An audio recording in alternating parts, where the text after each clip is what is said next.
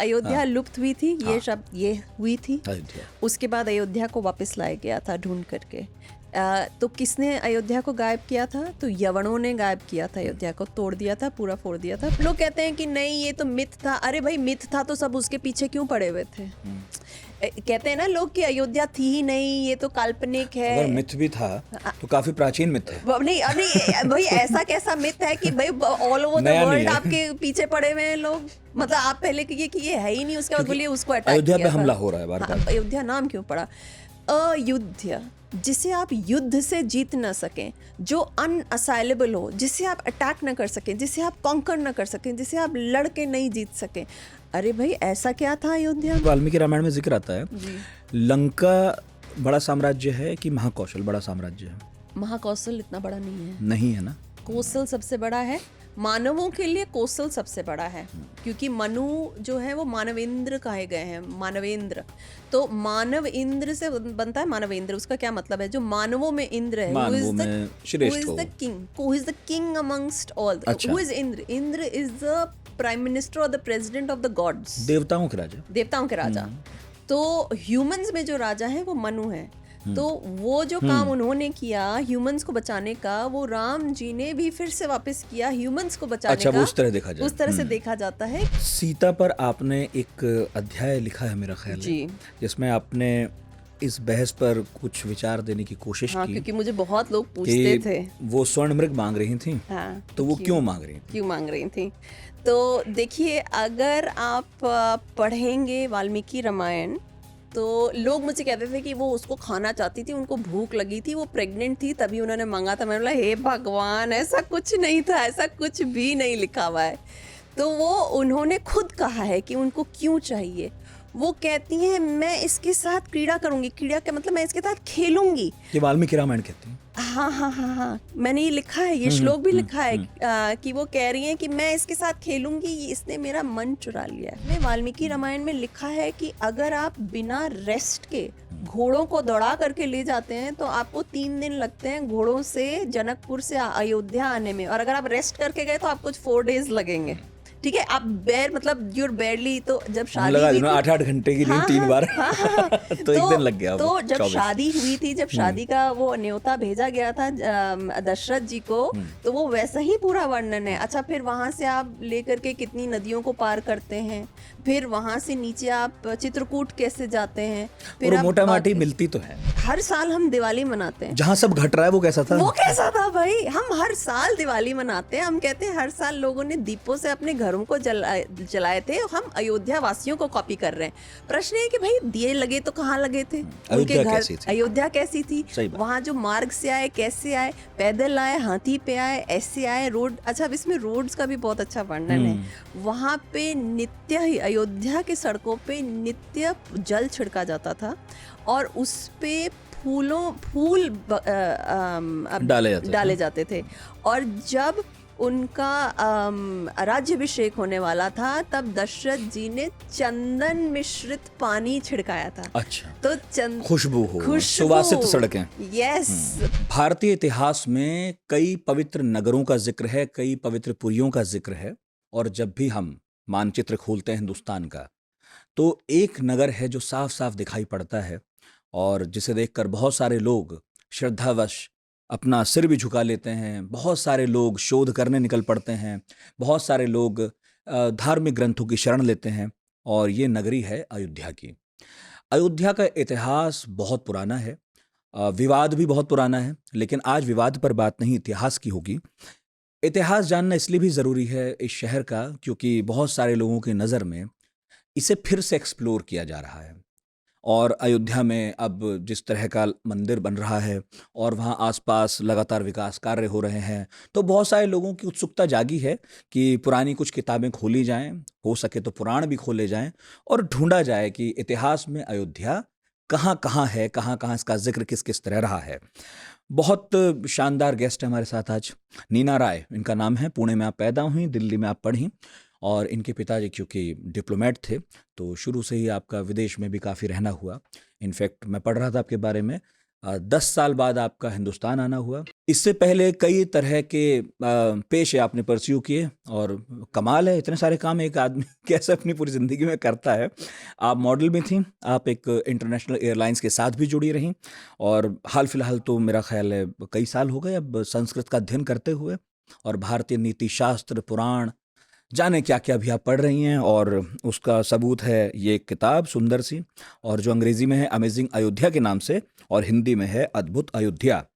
Bloomsbury से आई है और इस किताब में आपने अयोध्या के बारे में जहाँ-जहाँ से संभव हो सका वहाँ-वहाँ से खोजा और ये किताब लिखी।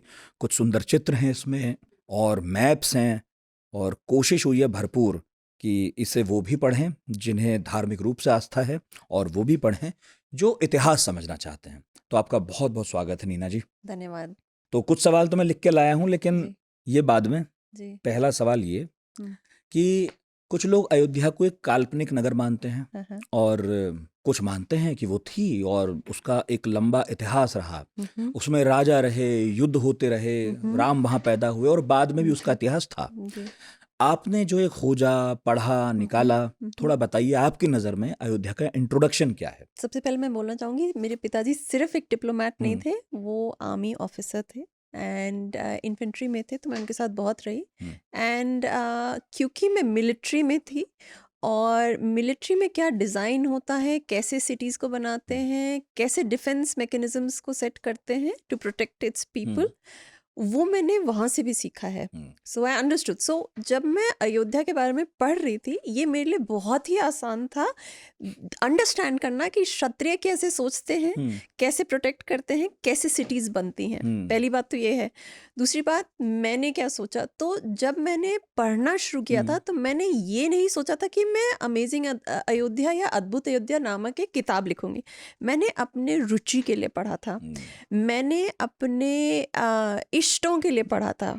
वैष्णव होने के कारण, विष्णु और लक्ष्मी की पूजा करने के कारण, राम और सीता की भक्त होने के हुँ। कारण मैंने पढ़ा था अपनी इच्छा के अनुसार, अपनी जिज्ञासा अपनी के लिए। जिज्ञासा के लिए मैंने पढ़ा था। और जब मैं पढ़ने लगी तो मैं आश्चर्यचकित और आश्चर्यचकित और आश्चर्यचकित होने लगी।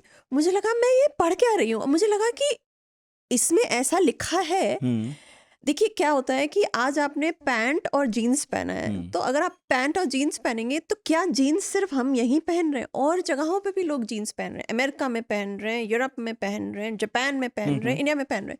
सो जो हमें यहाँ मिलेगा वो वहाँ भी मिलेगा। तो हमारे शास्त्रों के अनुसार हमें प्रमाण चाहिए होता है, हर चीज़ के लिए प्रमाण। और मैं ऐसी आई एम अ पर्सन जो प्रमाण खुद ही ढूंढता है। हुँ, हुँ, ठीक है, हम ऐसे क्योंकि लिखा है, अंधविश्वास करके नहीं यकीन करना है। तो मैंने सोचा चलो प्रमाण ढूंढते हैं। दूसरी बात ये हुई थी कि प्रमाण, एक हमें शाब्दिक प्रमाण है, दूसरा है जो हमें प्रमाण सामने दिखता है, जो हमें, जैसे कि अगर आँखों देखा। आंखों देखा प्रमाण, ठीक है, साक्षात प्रमाण जैसे भी बोल दें आप। अ, मतलब एक तो अयोध्या के बारे में हम किताब से पढ़ते हैं और एक खुद जाके देखा खुद हो। जाके देखते हैं। तो दूसरी बात ये थी, क्योंकि मैंने दुनिया में बहुत भ्रमण किया हुआ था और मैं एंशिएंट सिविलाइजेशंस में हुँ, एक्सट्रीमली इंटरेस्टेड थी। मेरी दिलचस्पी बचपन से एंशिएंट सिविलाइजेशंस में थी। मैं बहुत पढ़ती थी इसके बारे में। तो मैंने बोला हाँ, ये तो इस सिविलाइजेशन में है, ये तो इस सिविलाइजेशन में। अच्छा, और मैं जो बहुत फेमस एंशिएंट सिविलाइजेशन से खुद मैं घूम के आ चुकी थी। हुँ, इजिप्ट में मेरे पिताजी रहते थे तो हुँ, मैंने पूरा पिरामिड्स और ये सारा घूमा था। फिर चाइना में घूम के आई थी तो अनदर एंशिएंट सिविलाइजेशन। बिल्कुल। इनकन सिविलाइजेशन जो मतलब पेरू का है, वो मैं देख के आई थी। हुँ, another very fantastic, South America, fascinating, yes. वाह! Then I have been to Angkor Wat. Hmm, I've been to Thailand. Hmm, I've been to so many countries in the world, but most fascinating ancient civilization. तो मेरे लिए ये था। और जैसे जैसे मैं पढ़ती गई, मैं देखती गई, मैं बोलती अरे ये लिखा है, अच्छा देखो ये होता है क्या? फिर अरे हाँ, मैं वहाँ गई थी तो मैंने यही देखा था। अरे ये तो मैंने यहाँ देखा था। अरे ये तो मैंने वहाँ देखा था। सो तार भी जुड़ते रहे। यस, तार जुड़ते रहे। हुँ, तभी मैंने इस पुस्तक में, नहीं तो आप कैसे बताएँगे? मुझे बताइए, मैंने हमारे पास अयोध्या के कोई पुरातन चित्र तो है नहीं। बिल्कुल। तो हमारे पास अभी के जो पुरातन सिविलाइजेशंस के जो चित्र हुँ, हैं, हुँ। जो मैप्स हैं, जैसे एएसआई से हमें जो इन्फॉर्मेशन मिलती है, जो यहाँ से मिलती है, वहाँ से मिलती है, वो सारे के सारे मैंने अपनी पुस्तक में दिया है। अच्छा, आप ये कह रही हैं कि जो अयोध्या के बारे में प्राचीन से प्राचीन लिखा हुआ है, प्लस जो आपने अपनी आंखों से अलग अलग जगह जाकर देखा है देखा, वो yes, बहुत मैच करता है yes, कुछ है ना, yes, क्योंकि ये तो सच ही है कि yes, कोई वक्त तो रहा होगा yes, जब, और कोई वक्त क्या, जो आपने अभी पेंट वाली बात की हाँ, कि एक सभ्यता से, एक समाज से दूसरा समाज, दूसरी सभ्यता सीखती है। सीखती है। तो अगर अयोध्या एक ऐसा नगर रहा हो जो बहुत हम्म, प्रभावशाली था, हम्म, तो ये भी तो संभव है कि उसके बाद वाले अलग अलग जगह पर बसे हुए नगर हाँ, उससे कुछ सीखते समझते रहे हों, उसको कुछ सिखाते समझाते रहे हों। करेक्ट, और अयोध्या के अवशेष तो नहीं हैं, हम्म, लेकिन उनके हैं। उनके हैं। तो हम्म, मैं आपको एक बहुत फैसिनेटिंग हम्म, एग्जांपल दिखाती हूँ। तो क्या होता है कि ये क्षत्रियों ने टाउन बसाई थी, ये चलिए जिला बसाया था, जो भी किया था, अयोध्या। और हम हिंदू क्या मानते हैं अयोध्या को? अयोध्या सबसे पहली नगरी है, हम्म, आदि नगरी इसे हम कहेंगे, हम्म, क्योंकि मनु जी ने बसाई थी। और मनु जी हैं कौन? स्वयं मनु जी सूर्य के पुत्र हैं, जी, ठीक है। वैवस्वत मनु ने ये बसाई थी नगरी। तो उन्होंने इसे सबसे आदिपुरी कहा, सबसे पहली पुरी कहा, ये सबसे पहला। तो अयोध्या का जो हमें मिलता है वो प्रोटोटाइप है। प्रोटोटाइप इन द सेंस कि यही ओरिजिनल सिटी है, इसके बाद कॉपीज बनी है। हम्म, तो इसमें हमें क्या क्या वर्णन मिलते हैं? पहले उसका शेप, साइज, ये सब है। दूसरा है उसको अयोध्या क्यों कहा गया, नाम, नाम क्या है? हम्म, अब देखिए, अब लोग इस छोटी छोटी बातों को, मतलब ये छोटा लगता है। अब अयोध्या अयोध्या लोग इतना बोलते हैं, उनको लगता है हाँ हमें तो सब पता है अयोध्या के बारे में। तो अयोध्या नाम क्यों पड़ा? अयुद्ध, जिसे आप युद्ध से जीत ना सकें, जो अनअसाइलेबल हो, जिसे आप अटैक ना कर सकें, जिसे आप कॉन्कर ना कर सकें, जिसे आप लड़ के नहीं जीत सकें। अरे भाई, ऐसा क्या था अयोध्या में कि उसको ऐसे था? तो उस वो जो उसका जो डिजाइन था वो एक मिलिट्री डिजाइन था। अब आप पूछिए कि मिलिट्री डिजाइन क्या होता है एक सिटी का? आप सिटी तो जैसे बना लीजिए, दिल्ली का मिलिट्री डिजाइन है? नहीं, नहीं है, नहीं है। ठीक है। तो मिलिट्री डिजाइन क्या होता है? तो पहले जमाने में क्या होते थे, जो सिटीज होती थी, जो देखिए, डिस्ट्रिक्ट होता है और सिटी होती है, ठीक है। तो पुरी को कहते हैं सिटी, जो सिटी, कैपिटल है, कैपिटल सिटी पुरी होती है, और डिस्ट्रिक्ट है जिला। जैसे हमारा दिल्ली में लुटियन जोन्स जिसे हम बोल देते हैं, चाणक्यपुरी, चाणक्यपुरी, पुरी, वो पुरी है। पुरी क्यों है? क्योंकि पुरी में राजा रहते हैं। अभी हमारे आज तो राजा नहीं है, कैबिनेट बट रहता है, कैबिनेट रहता है, इंपॉर्टेंट आर्मी ऑफिसर्स रहते दूतावास हैं, है, दूतावास है। तो वो सारे के सारे सेंटर में रहते हैं, ठीक है। और उसके क्यों सेंटर में रहते हैं? क्योंकि राजा को बुलाना हुआ तो वो फटाफट हाजिर है, एक कॉल पे, एक कॉल पे हाजिर हैं, ठीक है। और पहले जमाने में टेलीफोन नहीं होता था, तो So, दूत गया 2-4 मिनट में बुला लाया। ठीक है। तो you have to think like that, ठीक है। अब पूरा दिखा है कि वहां से ऐसी राजबीथी है। राजबीथी क्या होती है? राजा जो राजमार्ग कहते हैं, राजबीथी, this is for the king to traverse, this is the highway, राजमार्ग जो हाँ है, राजमार्ग, वो उनके जाने का रास्ता है। तो कहाँ पूरा टॉप टू बॉटम वो फटाफट जा सके, ऊपर नीचे ऐसे। अच्छा, अब क्या है? गढ़ बनाया है, उसके अंदर अयोध्या को रखा गया प्रोटेक्ट करने के लिए, ठीक है। अब गढ़ के दीवारों पे, प्राचीर पे सैकड़ों शतघ्नियां रखी हुई हैं। ये शतघ्नी अब होती क्या है? ये प्रश्न उठा कि होती क्या है? तो बड़े अलग अलग उसके हैं कि भाई मिसाइल है। अरे मिसाइल है तो किस प्रकार की मिसाइल है? तो एक वो बहुत ही दिलचस्प मिसाइल है, और उसकी पूरी मिस्ट्री मैंने बुक में सॉल्व की है कि वो कैसी थी, क्या होता था। बस लिखा था उसके बारे में कि ये सैकड़ों आदमियों को मार सकती थी। और अयोध्या को अगर दूर से देखेंगे तो उसके आपको सैकड़ों शतघ्नी दिखा करते थे उसकी रक्षा करते हुए। दूसरा, उन्होंने क्या डिजाइन में इनकॉर्पोरेट किया था? तो उन्होंने एक बहुत बड़ा मोट बनाया था, जिसे परिखा कहते हैं। परिखा, अब ये पूरा डिटेल में नहीं है कि परिखा पूरी सूखी थी कि पानी था, क्या था, बट क्योंकि नदी के बगल में थी तो वी कैन अज्यूम कि उसमें पानी आता था, पानी रहा होगा। तो पानी रहता था। कितनी बड़ी परिखा थी ये सब हमें दिया नहीं गया डिटेल, ये चाणक्य ने जो लिखा है फिर उसके डिटेल अच्छा, से। अयोध्या का जिक्र चाणक्य ने भी किया है। अयोध्या जो सिटी बिल्डिंग में, हाँ, हाउ टू तो उसका जिक्र किया है कि how to construct a city, या फोर्ट। और ऐसे राजस्थान में भी हम देखते हैं। आगरे के किले का जिक्र मैं कर सकता हूँ, क्योंकि उसमें जो आप परिखा कह रही, मुझे याद आ रहा है कि कुछ हद तक वहाँ पर भी गहरी नदी बनाई, जिसमें बताया गया कि यहाँ पर मगरमच्छ छोड़े जाते थे, और उसके थोड़ी सी आगे एक हिस्सा और है सुरक्षित, जिसमें तेंदुए छोड़े जाते थे, कि कोई पैदल तो नहीं आ सकता था। तो उन्होंने क्या किया? परिखा बनाई। परिखा इतनी डीप थी कि हाथी, ऊंट, ये सब कोई नहीं उसको पार कर सकता था, ह्यूमंस तो कर ही नहीं सकते थे। दूसरी बात है, फिर उन्होंने कहा कि परिखा के खत्म होते ही 2 योजन चौड़ा साल के वृक्षों का जंगल है। अच्छा, तो आज के दिन भी इंडियन आर्मी हो चाहे कोई और आर्मी हो, ये इन सब फैसिलिटीज का यूज करती है, और अच्छा। आप हैरान होंगे जान करके कि क्यों करती है। तो जब भी आप एक परीक्षा बना देते हैं, तो आज के ज़माने में क्योंकि सिटीज़ को अटैक नहीं हो रहा है, कंट्री के बॉर्डर्स पे अटैक होता है, तो कंट्री के बॉर्डर पे हम परीक्षा बनाते हैं। कैसे बनाते हैं? इट्स कॉल्ड डिच कम बंद। तो वो डिच कम बंद बनाते हैं, उधर डिच खोद देते हैं। अच्छा, आप पूछेंगे क्यों खोद देते हैं? तो जब वहाँ के लोग वो मतलब अपने टैंक्स वैंक्स लेके आते हैं, तो परीक्षा में वो नहीं जा सकते हैं। तो ये अच्छा, और क्या होता है कि एक आर्मी में पहले भी शतघ्नी और ये पहले की आर्मीज और आज की आर्मीज भी बहुत सिमिलर हैं, कि बहुत ज़्यादा चेंजेस नहीं हुए हैं। आज हमने अपने एनिमल्स को छोड़ करके हम टैंक्स पे आ गए हैं, बट उनको भी ज़मीन चाहिए चलने के लिए। तो इन्फेंट्री एंड टैंक्स, अब मैं उस ऐसे बात कर रही हूँ। अदरवाइज जो पुरानी सेनाएं होती थी, जैसे अश्वहिणी सेना होती थी, अक्षौहिणी। अक्षौहिणी सेना हुआ करती थी, तो उसमें 4 तरीके के दल हुआ करते थे। तो 4 दल क्या होते थे? एक होता था आपका सैन्य दल, जो पैदल सैनिक। पैदल सैनिक होते थे। एक होते थे जो घुड़सवार होते थे। एक होते थे जो रथ पे होते थे। एक कैवलरी, होते थे रथ। हाँ हाथी पे होते थे। तो आप देखिए 3 जो लिम्स हैं आर्मी की, वो एनिमल्स की होती थी। तो जब भी एक परीक्षा होती थी, तो एनिमल्स वाली जो आर्मी थी वो वहीं रह जाती थी। तो आप देखिए, तो आइडिया क्या होता है? How to protect a people. So how does the army think? So the army thinks, if there's an invading army, let me split them, because once you split them you पहले can easily बिल्कुल, destroy them. पहले वो पीछे रह जाएं, Yes. फिर पैदल को इधर मार देंगे, Yes. जो अंदर घुसे हैं उधर किले से हम, Yes. जो आपने लिखा शतघ्नि वगैरह, हाँ, उससे हाँ। उन्हें मार देंगे। उनसे मार देंगे। तो जैसे वो सेपरेट हुए, तो वो वहां पे उनको मारना शुरू कर दिया। अच्छा, और दूसरी बात क्या है? क्रोकोडाइल कब आया? क्रोकोडाइल को पानी में क्यों रखा गया? भय, भय, ठीक है, कि कोई आएगा, कोई क्रॉस करे, वो खाएगा ही खाएगा, ऐसे तो है नहीं। बट क्रोकोडाइल और इनके बारे में एक बात आपको जानना है कि अगर इनका पेट भरा है तो ये हंट नहीं तो नहीं करेंगे, मारते। नहीं मारते। तो अयोध्या में क्रोकोडाइल का जिक्र नहीं किया हुआ है, अयोध्या में जिक्र किया हुआ है हिपोपोटामस का।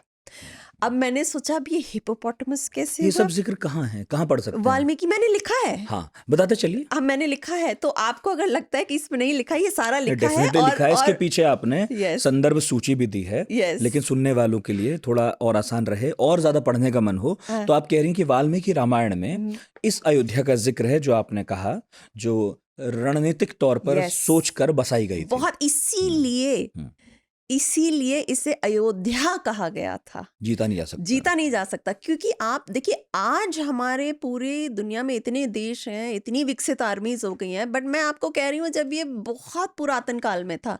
अब कुछ लोग मुझसे प्रश्न करते हैं, अरे पुरातन काल में इतनी लड़ाइयाँ क्या होती थी? अरे आज से ज्यादा भयंकर संग्राम हुआ करते ज्यादा ही थे, होती थी। बहुत ज्यादा होती थी। खैर, हम हिपोपोटामस पर थे। यस, तो हिपोपोटामस। हाँ। तो वहां पे वाल्मीकि रामायण में क्या है? देखिए, जैसे हम आमतौर की बातें करते हैं, अब हम बोलेंगे कि अरे वो पॉर्श में चला गया, अरे उसके पास वो थी, जैसे कि मिलिट्री का जब वॉर हुआ था, अब वॉर नहीं क्या बोलिएगा, जब मिग की बात हुई थी वर्सेस F-19, क्या उनकी अच्छा, क्या, अब आप उनकी बात कर रही हैं जो पाकिस्तान भारत के ये बीच में क्या चले थे। उनका क्या ना, do you know the name? I am forgetting the name of those, आप समझ गए ना? उस तो लड़ाकू जहाज की हाँ, बात कर रही तो हैं। सॉरी, मैं अचानक भूल गई उनका। तो मुझसे किसी ने पूछा कि नीना, मिग और इसके बारे में क्या है, मतलब क्या है मतलब? तो मैंने बोला, मैं अगर आपको सरल भाषा में समझा दूं, तो F-19 और F-19, आई डोंट नो, क्या किसी नाम को था? पता, किसी को F-18, हाँ, तो F-18, F-18 F-19, राइट? तो मैंने बोला कि आप ये सोचिए कि एक F-16, मारुति, हाँ, F-16, F-16, चलिए F-16, तो आप ये सोचिए, एक मारुति है और एक BMW है, और दोनों के बीच में रेस हो गई, तो कौन जीतेगा? तो ओहो, इतना बड़ा काम है। मैंने बोला हाँ, आप, मैं मतलब एक छोटा सा एग्जाम्पल दे करके बता रही हूँ।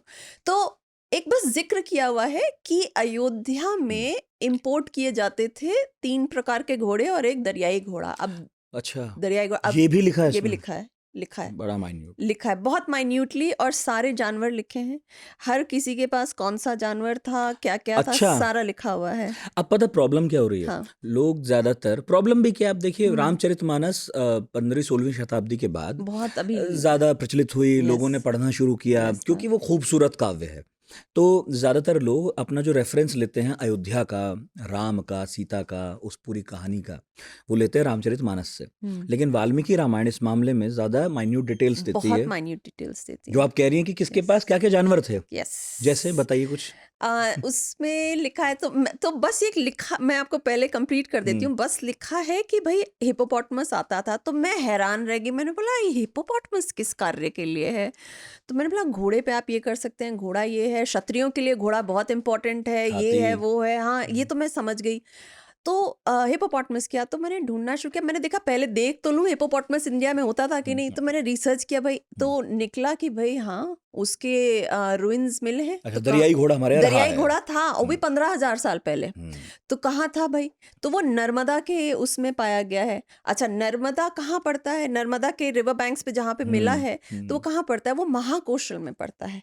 तो कोसल और महाकोशल, तो कोसल ऊपर की तरफ था, महाकोशल महाकोशल नीचे थोड़ा की नीचे। तरफ, और महाकोशल से ही कौशल्या जी आती हैं। बिल्कुल। ठीक है, तो चलो एक फैक्ट करेक्ट हो गया कि भाई था, तो वहां पे आया होगा तो यहाँ पे भी आया ही होगा। तो चलिए 2 फैक्ट्स हो गए, ठीक है, महाकोशल में था। तीसरा फैक्ट फिर मैंने पढ़ा कि जो ये दरियाई घोड़ा होता है, ये चाहे इसका पेट भरा हो या नहीं भरा हो, ये अपनी टेरिटरी में कोई भी आएगा उसको मार देगा। तो क्रोकोडाइल से ज्यादा डेंजरस दरियाई घोड़ा होता है, और उससे आप लोग अगर कहीं मिल गए तो दूरी रहिएगा, क्योंकि वो बहुत ही टेरिटोरियल है। इसीलिए उसको वहां छोड़ा गया। इसीलिए उसको वहां रखा वाल्मीकि गया। रामायण ये बोलती है। नहीं, वाल्मीकि सॉरी, कहता नहीं कौटिल्य है, कहते हैं। कौटिल्य भी नहीं कहते तो हैं। देखिए पहले जमाने में एंशिएंट कल्चर्स में दरियाई घोड़ों को रखा जाता था। अगर आप इजिप्शियन सिविलाइजेशन भी देखते हैं तो उसमें दरियाई घोड़ों को एक बहुत अच्छा दर्जा दिया जाता था। क्यों हम ये कैसे जानते हैं? क्योंकि उनके बहुत सारे फिगरीन्स हमें मिलते हैं, बहुत फिगरीन्स हमें इजिप्ट में मिलते हैं। इसका मतलब उसको एक लेवल पे रखा गया था। करेक्ट, महत्वपूर्ण जानवर था, तो उसको इम्पोर्ट किया गया था। अच्छा, वहां पे ऐसा कुछ लिखा नहीं है उसके यूज के बारे में। जैसे लिखा है सैकड़ों शतग्नियां थी, तो कोई किसी ने हमें शतग्नि के बारे में थोड़ी बताया है कि कैसी थी।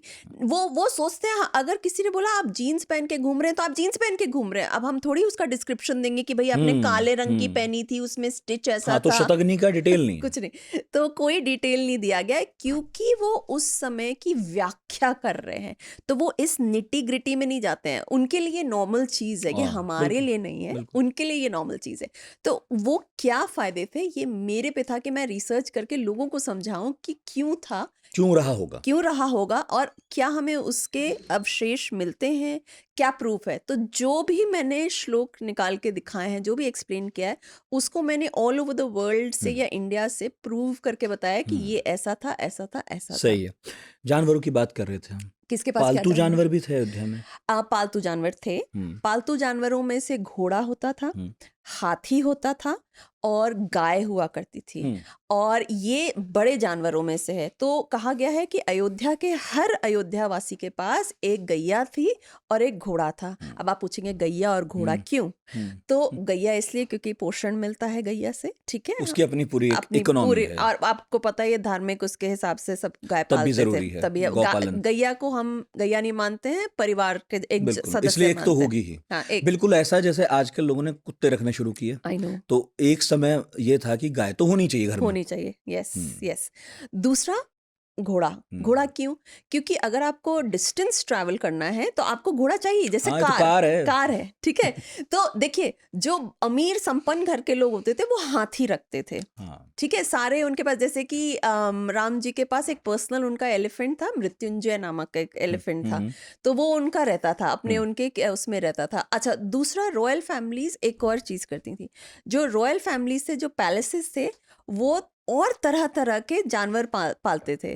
तो वो क्या, उनके पास क्या क्या जानवर थे? उनके पास मोर, हंस, और तरह तरह के जानवर हैं। हंस से याद है मुझे, हंस का जिक्र तो उसमें भी है, गौतम बुद्ध और उनके भाई जो हैं हंस, सिद्धार्थ और देवव्रत, वो हंस पर एक झगड़ा है उनके बीच में। अच्छा, तो हाँ, बिल्कुल सही है। राज परिवारों में हंस रखने का चलन दिखता है। राज परिवारों में चिड़िया पालने का चलन था, वो भी है। हाँ, चिड़िया पालने का चलन था। तो वो काफी हद तक पिछली, मतलब मेरे नाना नानी के जनरेशन तक था, क्योंकि मैं उनसे कहानी सुनते आई हूँ कि वो भी चिड़िया पाला करते थे। अच्छा। तो जैसे जैसे हुआ, तो चिड़िया, ऊंट, जैसे हमारे घर में ऊंट थे, हाथी थे, और चिड़ियाएं भी थी आपके घर में? हाँ, मतलब हाँ। और मेरी नानी तक, जब मैं छोटी थी तब तक उन्होंने पाला था। हाथी तो नहीं थे तब तक। आप लोग कहाँ के रहने वाले हैं? मैं पूर्वांचल की हूँ। तो पूर्वांचल में ये सारा, और मेरे ग्रेट ग्रेट ग्रैंडफादर, मतलब हम लोग तो फैमिली में से इतना कोई फेमस नहीं है, वो बहुत फेमस है,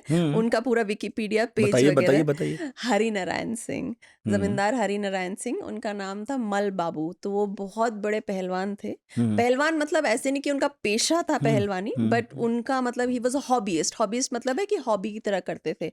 तो physical strength was really valued in our family. तो ये मेरे नानी के दादाजी हैं, और उनके जो पिताजी थे वो भी यही पहलवानी, मतलब उसमें बहुत बॉडी स्ट्रेंथ में बहुत बिलीव करते थे। कहते थे नहीं, हट्टा कट्टा ताकतवर होना होता था। सो वो दोनों के दोनों बहुत थे। और यहाँ तक कि 2-3 चीज़ें लिखी हैं कि वो मतलब पहलवान उनको देख के रोने लग जाते थे दूसरे कि भाई इनसे नहीं लड़ सकते। और उनके वो इतने प्रसिद्ध इसलिए हैं क्योंकि उन्होंने अपने हाथों से एक बाघ को मारा है। अच्छा। हाँ, आदमखोर बाघ को मार दिया था। तो इसीलिए वो बहुत फेमस है। तो आपके परिवार की जो हिस्ट्री है हाँ। ज़्यादातर वो पहलवानी, आर्मी यस ज़्यादातर, यस यस। इसलिए भी शायद आपकी रुचि रही हो कि थोड़ा देखूं अयोध्या को, थोड़ा मिलिट्री के वैसे भी देखूं कि मिलिट्री नहीं, जब मैं पढ़ती थी तो मुझे लोग कहते थे कि ये उनको समझ नहीं आती, रामायण उनको समझ नहीं आती। अच्छा, रामायण के शुरुआत में ही अयोध्या है, मतलब रामायण की जैसे शुरू होती है वो सबसे पहले अयोध्या अयोध्या से नगरी ही, का वर्णन है। यस, सबसे पहले मनु से शुरू होती है और मनु से खत्म होती है। हाँ, और उसमें जो रामचरितमानस के जो मेन कैरेक्टर्स हैं अयोध्या में, वो उतने मेन बाद में होते हैं, मतलब इसमें सॉरी वाल्मीकि रामायण में बाद में होते हैं। यस, उनके लिए पहले जरूरी है अयोध्या पूरी बताई, मनु बताए, सब कुछ बताया। सब कुछ बताया, हाँ। पूरा बताया, फिर एंड भी वैसे ही उन्होंने किताब भी किया। आपकी वैसी वैसी है। यस, आपने मैंने भी वैसे ही अयोध्या पर लिखा है। ज्यादा जोर दिया है, उसमें बाकी लोग हैं। यस, और लोग मुझे कहते थे उनको समझ नहीं आ रहा था, तो जब मैंने पढ़ा तो मुझे समझ में आया। तो मैं समझ पाई कि मुझे क्यों समझ में आया, मुझे मेरे बैकग्राउंड के कारण बहुत अच्छे से समझ में आया। तो फिर मैंने सोचा कि ये जो इन्फॉर्मेशन जो मुझे मिली है, मुझे सबके साथ शेयर करना चाहिए। सही। अच्छा, अयोध्या की स्थापना के बारे में क्या है? तो अयोध्या की स्थापना प्रलय के बाद की गई थी। अच्छा। सत्ययुग में की गई थी, मनु जी ने की थी अयोध्या की स्थापना। ये अगर हम देखें एक तरीके से तो क्रेडल ऑफ ह्यूमन सिविलाइजेशन है।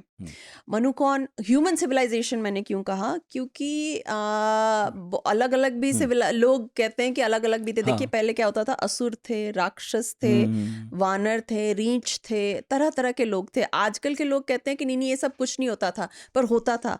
अगर आप पुरातत्व विभाग में जाएंगे, और अभी का आप छोड़ दीजिए, तो आप देखिएगा homo erectus, homo neanderthalis, homo this, homo that, तो तरह तरह के आपको प्राणी मिलेंगे जो ह्यूमन से दिखते हुए हैं पर वो है नहीं ये तो ह्यूमंस। बेसिकली पढ़ाते ही हैं, ये पढ़ाते हैं ना हमें, अभी पढ़ाते हैं। तो ये इसकी कहानी अगर आपको ढूंढनी है तो वो रामायण में आपको मिलेगी।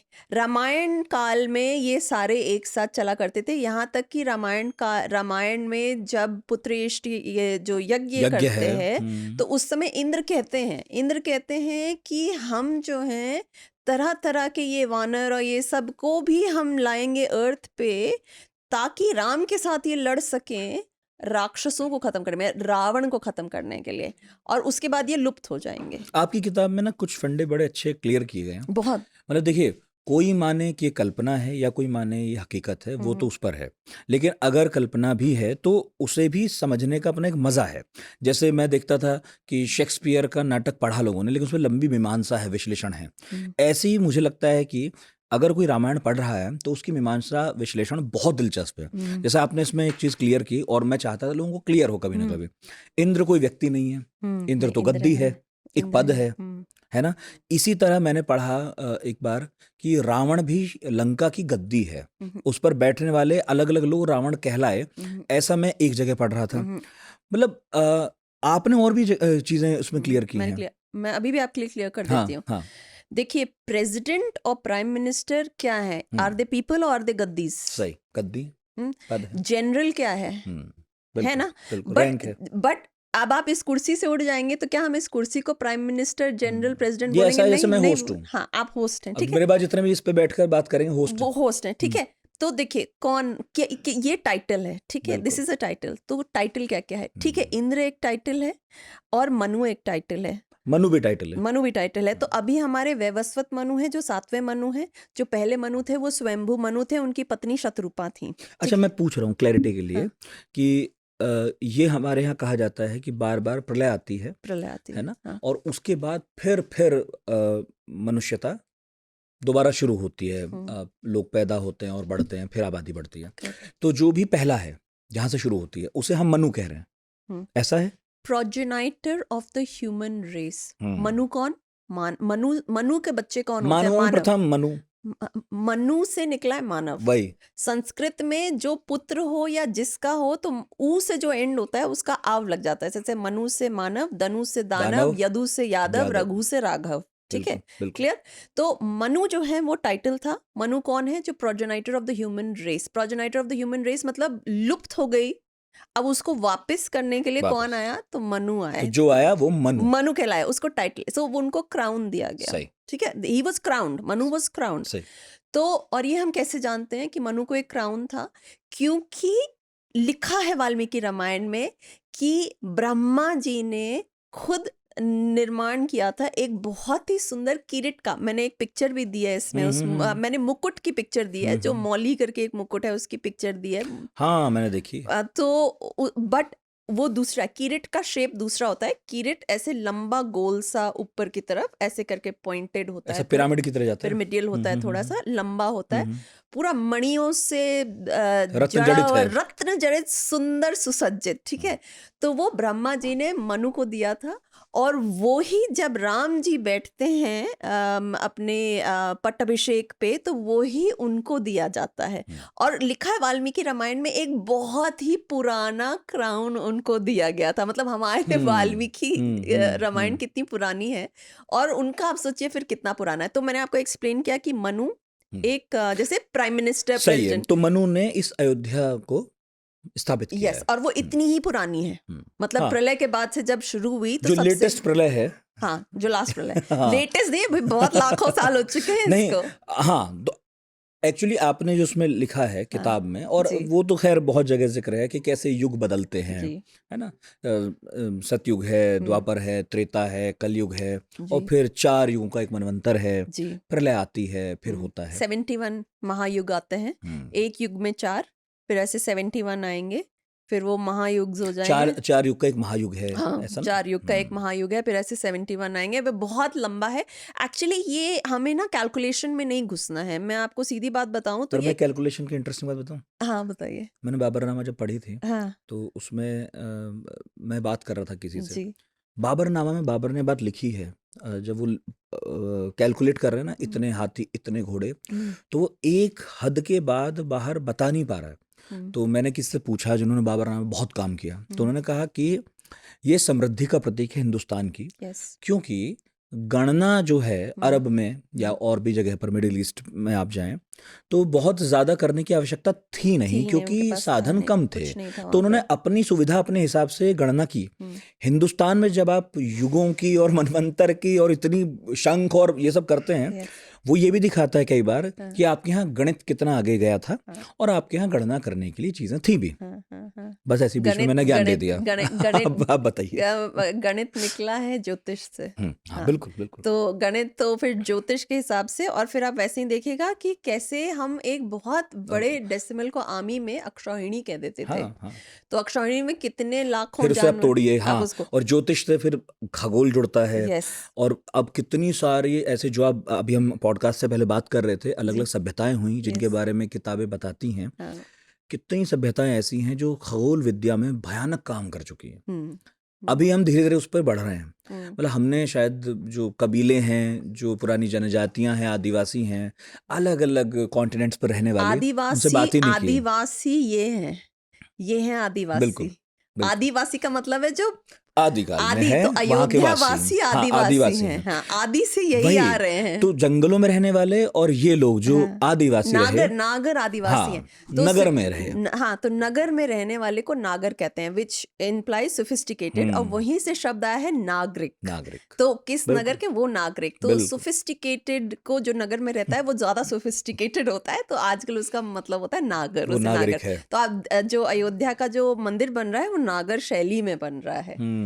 तो ये छोटी छोटी चीजें हैं, हम इसे मिस कर और जाते हमारी हैं। लिपि है देवनागरी। हमारी लिपि है देवनागरी। देवनागरी मतलब देवों के वहां से आई है, इससे पहले हमारी लिपि कुछ और थी। दो तीन हमारे यहाँ बहुत सारी लिपियां थी। खरोष्ठी और हम्म, ब्राह्मी यही सब है। हाँ, शारदा, बिल्कुल पहले वाली शारदा बिल्कुल थी। शारदा आप देखते हैं थाईलैंड में, कंबोडिया में, हम्म, जापान तक आप देखते बिल्कुल। हैं। और हड़प्पा वाली तो पढ़ी भी नहीं गई हाँ, अभी। वो डिसाइफर हो सकती है अगर आप उसे कर लें। किसी किसी ने शायद डिसाइफर भी किया है।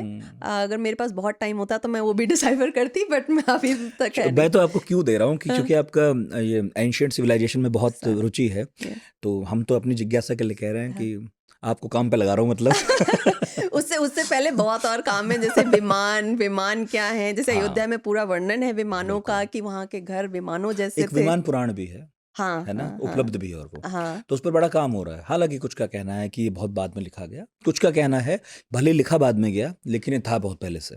तो खैर हम ही पूछ रहे थे, अगला सवाल मेरा ये था, एग्जैक्टली अयोध्या कहाँ है? क्योंकि कौशल है, हम्म, अयोध्या है, हम्म। कई नाम लिए जाते हैं। तो मैं भी बचपन से सोचता था कि मतलब कवि कहना क्या चाह रहा है कहाँ ये? देखिए, पूरा क्लियरली दिया गया है। हम्म, 3/12 योजन लंबी नगरी थी, 3 ऊपर 12 नीचे, सरयू के तट पे थी। तो सरयू उनके उधर से जाता था। अगर हम ऊपर से ऐसे करके जाता था, देखिए सरयू ऐसे करके बह रही है, तो मोस्ट लाइकली वो इधर थी और सरयू उसके आप आसपास था। नॉर्थ टू साउथ कह रही हैं? हाँ, नॉर्थ टू साउथ। पुराने ज़माने में सारे के सारे जो सिटीज़ थे, जो घर थे, वास्तुशास्त्र के हिसाब से बनते थे। और हमारे देश में नहीं, इंटरनेशनली भी अगर आप देखिएगा तो वास्तुशास्त्र के हिसाब से बनते हैं। तो जो ग्रेट पिरामिड्स हैं वो भी वास्तुशास्त्र के हिसाब से बने हुए हैं। प्लैंड है। हाँ, आप पूछिएगा क्यों, प्रश्न पूछिए क्यों और हम्म कैसे। हम्म देखिए, वास्तुशास्त्र हमें ट्रू नॉर्थ के बारे में बताता है, हम्म ट्रू नॉर्थ। हम्म और पुराने समय जैसे पिरामिड्स हैं, ग्रेट पिरामिड्स, वो ट्रू नॉर्थ को फेस करते हैं। आज तक उधर के वेस्ट वाले ये समझ नहीं पाए कि भाई ट्रू नॉर्थ क्यों, कैसे, उनको पता भी कैसे था। मतलब ये उनका एरोगेंस है, जो उनको लगता है कि भाई हम ही सबसे स्मार्ट हैं, आज जो आए हैं, हमारे पहले कोई स्मार्ट था नहीं। बल्कि बात यह है कि हमसे पहले बहुत स्मार्ट लोग आए हैं और चले गए हैं, नहीं तो इतने बड़े पिरामिड्स हम आज नहीं बना सकते हैं। बहुत क्लियर बात है ऑब्वियसली। ये, ठीक है। तो वो ट्रू नॉर्थ क्या था? तो अगर आप वास्तु के हिसाब से जाएंगे तो ट्रू नॉर्थ जो थी, वो सिर्फ पिरामिड्स नहीं, धोलावीरा भी ट्रू नॉर्थ फेसिंग थी। तो यहाँ पे मैंने बुक में पेज 59 पे पूरा धोलावीरा का एएसआई ने जो दिया था वो मैंने बनाया है। और आप देखिए यहाँ पे it is facing true north. देखिए, हाँ देखिए नॉर्थ से थोड़ा इधर। अब प्रश्न आता है कि ट्रू नॉर्थ क्या है? तो जो हमें मैग्नेट पे जो मिलता है, वो जो नॉर्थ होता है वो मैग्नेटिक नॉर्थ होता है। तो ओके। मैग्नेटिक नॉर्थ बार बार चेंज करता रहता है। तो magnetic north is not a trustworthy north. तो ट्रू नॉर्थ करना चाहिए हमें, ट्रू नॉर्थ। अब प्रश्न है कि सिर्फ ट्रू नॉर्थ पे हमारी सिविलाइजेशन क्यों फेस करनी चाहिए, या हमारे घर के द्वार क्यों फेस करने चाहिए? तो जैसे वास्तुशास्त्र आज भी फॉलो होती है, बाकियों का तो मैं नहीं जानती, but at least in south Delhi, Gurgaon, ये सब लोग आते हैं अपना कंपस लेकर के, और बोला जाता है this is a vastu compliant अब तो हाउस। बड़ी इंडस्ट्री है। यस, अब तो बहुत बड़ी इंडस्ट्री है। और जो वास्तु कंप्लायंट होम्स होते हैं वो प्रीमियम पे जाते हैं। They are rented out on premium, they are sold on premium. Okay, so अब प्रश्न है ट्रू नॉर्थ क्यों? तो ट्रू नॉर्थ की जो डिग्रीज माप की गई हैं, विच इज नॉर्थ, तो मैग्नेट नॉर्थ से नॉर्थ वेस्ट में आता है। तो उसमें wealth, if you face that, you get wealth, you get fame, you inherit from your ancestors. तो एंसेस्ट्रल वेल्थ, एंसेस्ट्रल जायदाद, प्रॉपर्टी एंड धर्म, धार्मिक नेचर जो है वो ट्रू नॉर्थ से आता है। ये वास्तु में लिखा हुआ है। ट्रू नॉर्थ की जो 3, ये जो नॉर्थ वेस्ट की जो एंड है, नॉर्थ से पहले। और धोलावीरा के बारे में बताकर या इजिप्ट के बारे में बताकर आप ये मतलब कोशिश है आपकी बताने की यस, कि ये आज से नहीं बल्कि ये धारणा या ये साइंस या ये जो भी आप कहिए बहुत पहले से है। बहुत पहले से ही थी, और उसका जादू आज भी कायम है। जादू बोलिए, साइंस बोलिए, जो भी लोग बोलिए, मानते हैं। देखिए, आज इजिप्ट फेमस है कि नहीं है? आज भी है। आज भी है। हम्म, आज अयोध्या फेमस है कि नहीं है? आज भी है। हमेशा थी, आज भी हमेशा है। थी, आज भी है। धोलावीरा आज भी फेमस है कि नहीं है? ये बात तो है। ठीक है। देखिए, यही है बात कि नगर तो मिलते हैं बीच बीच में, हाँ, लेकिन कुछ नगर अभी तक मिल नहीं रहे। जैसे हम अभी बात करें, खुदाइयाँ चलती हैं, हम पॉडकास्ट भी करते हैं कि भाई अभी यहाँ चल रही है, वहाँ चल रही है। तो वो ये तो हम माने, वो लोग मतलब वो शहर जो हैं वो गुमनामी में खो गए, लेकिन धौलावीरा कितने पहले मिल गया। फिर वो फिर आ जाता है। हाँ, फिर आ जाते हैं, ये क्यों गए आते नहीं। हैं या ये? बनारस या अयोध्या जैसे शहर जो हैं हाँ, वो कभी भी मिट्टी के गर्त में छिपे ही नहीं, नहीं वो रहे कैसे ना कैसे करके वो बने रहे, लुप्त भी हुई तो वापस आ जाती वापस आ हैं, गए वापस आ बहुत जाती कम हैं। समय में। ये उनकी खासियत है, ये ऐसे ही बनाए जाते हैं, ये इसी तरीके से जिन प्राण प्रतिष्ठा वगैरह तारीख डेट ये सब देख करके की जाती है, वो इसीलिए की जाती है ताकि ये हमेशा फेमस रहे, कभी ना खोएं। कभी ना। ठीक है, तो यस। एग्जैक्टली कहाँ है अयोध्या, इस पर थे हम। देखिए, अयोध्या हाँ, लुप्त हुई थी, ये हाँ, शब्द ये हुई थी। अयोध्या। उसके बाद अयोध्या को वापस लाया गया था ढूंढ करके। तो किसने अयोध्या को गायब किया था? तो यवनों ने गायब किया था, अयोध्या को तोड़ दिया था, पूरा फोड़ दिया था, पूरा ये कर दिया था। अब रही सरयू की बात, तो पहले क्या होता था, आजकल घाघर कह दिया गया है, यूपी में जो नदी बहती है तो उसे घाघर कहते हैं या जो भी कहते हैं, पर पहले पूरी उस नदी को सरयू कहते थे। पूरी जो आजकल 2 घाघर नदियां हो चुकी हैं, घग्गर या घाघर, जैसे भी आप उसे घग्गर प्रोनाउंस बोलते करें, हैं, घग्गर, हाँ, एक घग्गर, 2 घाघरा भी बोलते हैं। हाँ, घाघरा बोलते हैं। तो अब ये एक नहीं 2 नदियां हो चुकी है यूपी में। पहले इस नदी को, पूरी नदी को सरयू कहा करते थे, इसलिए क्योंकि मैं वहीं से आई हूँ। नहीं वो तो तो हम, ठीक है, एडमिनिस्ट्रेटिव नेम है, बदलते रहिए। वो क्यों बदला ना, प्रश्न ये होता है, तो बदला क्यों? आप किसी चीज का अस्तित्व मिटाना चाह रहे हैं ना, तो आप बदल रहे हैं। ये फालतू में तो किसी को नाम नहीं बदले जाते हैं ना। ये either you come back to the old name, you are trying to remove some trace. If you have to prove that Ayodhya was a myth और that Ram didn't exist, you have to wipe the river also.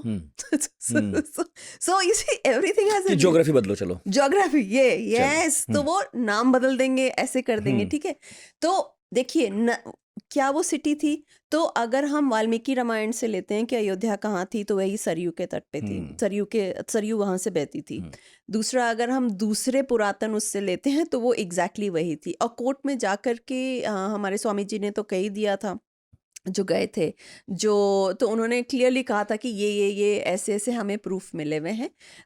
इस वाल्मीकि रामायण में भी उसका shape, उसका proof, ये सारा दिया हुआ है कि इतनी नदी पार करके फिर हम गए थे, फिर इतना ये हमने पार किया था, अयोध्या कहाँ थी, अयोध्या कैसे था। अच्छा, अब लोगों का है कि ये यहाँ नहीं था, जैसे कि अभी प्राइम मिनिस्टर ओली ने कुछ टाइम पहले, 2 साल पहले क्लेम किया था, हमारे यहाँ है। हाँ, वो कह रहे हैं हमारे यहाँ है। भाई, वो जहाँ कह रहे हैं हमारे यहाँ है, अयोध्या का अगर हम 3/12 योजन अगर हम एरिया भी करेंगे ना, तो जिस एरिया में वो कह रहे हैं कि वो पहुंच नहीं रही, नहीं, वो अटेगी ही नहीं उस एरिया में। नेपाल पहुंच नहीं रही। नेपाल मतलब आधा से ज्यादा जो वो, मतलब वो खत्म हो जाएगा। ठीक है, वो तो अपनी अपनी राजनीति। महाकौशल क्या है, या कौशल? आपकी कॉफी ठंडी हो गई वैसे। कोसल जो है वो राम जी की नगरी है। कोसल सबसे पहले बसी थी, साम्राज्य है। साम्राज्य। अच्छा, इसमें भी मैंने क्लियर किया है, हम लोग बोल चलन में कहते हैं राजा, पर राजा हम कहते हैं राजा राजा, ठीक है, पर राजा नहीं। जो दशरथ जी थे वो एम्परर थे, he was not a king, he was an emperor, जिसको हम सम्राट कह देते हैं। सम्राट, यस। और उसके और जो राजा होता है वो किंग होता है। अब इन दोनों में फर्क क्या है? देखिए, अश्वमेध यज्ञ जो होता है 10 साल में एक बार होता है, ये मामूली राजा नहीं कर सकते हैं। जो टेरिटरी मार्क करने के लिए जो जिसके बस की है वो करता है। ये एक एम्परर कर सकता है, ठीक है। और ये क्यों किया जाता है? ये you know, people have these bad notions, but it's a very nice thing कि भाई ये हमारा सफेद घोड़ा है, ये जाएगा, जिससे हमारे अंडर नहीं रहना है, हाँ, वो लड़ ले वहां से पहले। objection कर ले। वो ऑब्जेक्शन है तो रोको उसे, लड़ो, otherwise this is to prove that this is my territory, it will go as per. तो ये आइडिया था, ये बहुत ही पीसफुल तरीका है आराम से अपनी टेरिटरी, अपनी सॉवरेनिटी को मेंटेन करने के लिए। अच्छा, अब सम्राट कैसे बनते हैं? आपके नीचे कम से कम 1000 जमींदार होने चाहिए आज के जमाने में, या सामंत राजा होने चाहिए, ठीक है। तो 1000 के ऊपर ही आप सम्राट बन सकते हैं। तो इसमें भी राजा जो हैं दशरथ बताते हैं कि उनका एम्पायर कितना बड़ा है। जब कैकेयी जी कोप भवन में जाती हैं, तो वो वर्णन है, पूरा वर्णन है, कहाँ से कहाँ महाकौशल है। हाँ, वो क्योंकि वो कहते हैं तुम्हें क्या चाहिए कैकेयी, क्योंकि वो सबसे प्रिय पत्नी है, उनके प्राण उनमें बसते हैं। तो उनसे पूरा पूछ रहे हैं कि तुम्हें क्या चाहिए, हीरे चाहिए, मोतियां चाहिए, जो चाहिए, मेरा मतलब मेरा वर्चस्व, मेरा पूरा का पूरा इतना फैला हुआ है, यू नो। पर क्योंकि कैकेयी एडमिनिस्ट्रेशन में भी ठीक ठाक दखल रखती थी, पढ़ी लिखी रानी थी, लड़ने भी जाती थी, तो उन्हें मालूम था कि जमीन जायदाद कहाँ तक है अपनी, महाकौशल कहाँ तक फैला हुआ है। उनको सब पता था, यहाँ तक कि वो कौशल्या जी का बहुत मजाक उड़ाती थी। और कौशल्या जी खुद ही कहती हैं कि कौशल्या के पास पैसे नहीं होते थे, कौशल्या गरीब थी और वो उनका मजाक भी उड़ाती हैं कि इसके पास तो कुछ भी नहीं है।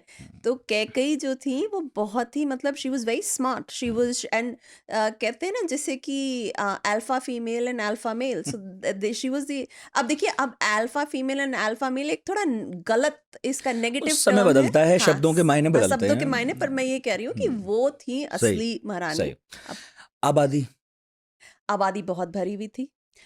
हमें एग्जैक्ट नंबर रावण कहता है। अच्छा, रावण वो वहां बताता से है, मिलता हाँ, है। रावण हमें बताता है। रावण कहता है कि भाई मेरी लंका तो इतनी बड़ी है, हम्म, एंड आई थिंक उसमें जो उसने उस समय बोला था वो 300 मिलियन के आसपास, 30 मिलियन 300, मुझे नंबर एग्जैक्ट याद नहीं है बिकॉज अयोध्या के उससे नहीं था तो मैंने इतना याद नहीं रखा। लेकिन वाल्मीकि रामायण तो में आता है। वाल्मीकि रामायण में रावण की राक्षसों की आबादी है, कहता है एबल बॉडीड राक्षस अराउंड 300 मिलियन के आसपास हैं। तो आप सोच सकते हैं उस जमाने में। अब प्रश्न है कि 300 मिलियन आज के जमाने में कितना बड़ा है, तो अमेरिका के पॉपुलेशन के जितना है। तो इतने एबल बॉडीड राक्षस हैं। लंका नहीं, लंका में नहीं थे, अब फैले हुए थे, फैले हुए थे। तो उनके लंका के पहले उनका एक जनस्थान करके एक जगह था जो सबसे पहले राम जी ने गिराया था। जो 14,000 जो राक्षसों के उनकी लड़ाई हुई थी तो पहले वो गिराया था। अयोध्या की आबादी की बात आती है तो वाल्मीकि जी हमें यही कहते हैं कि वहां पे समतल भूमि है और भूमि जो है पूरी डेवलप्ड है। डेवलप का क्या मतलब है? पूरी कंस्ट्रक्टेड है, उसमें मतलब कि खेत खलियान, मतलब सब धन धान्य से भरपूर धन धान्य से लंका, भरपूर नहीं, अयोध्या। अयोध्या। वो तो है ही। मैं ये समझना चाह रहा हूँ कि हाँ, जैसे वाल्मीकि रामायण में जिक्र आता है, जी। लंका बड़ा साम्राज्य है कि महाकौशल बड़ा साम्राज्य है? महाकौशल इतना बड़ा नहीं है, नहीं है ना। कौशल सबसे बड़ा है। मानवों के लिए कौशल सबसे बड़ा है, क्योंकि मनु जो है वो मानवेंद्र कहे गए हैं, Manvendra.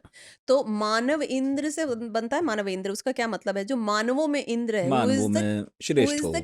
Who is the king amongst all. अच्छा, who is Indra? Indra is the prime minister और the president of the gods, देवताओं के राजा। देवताओं के राजा। तो ह्यूमंस में जो राजा है वो मनु है।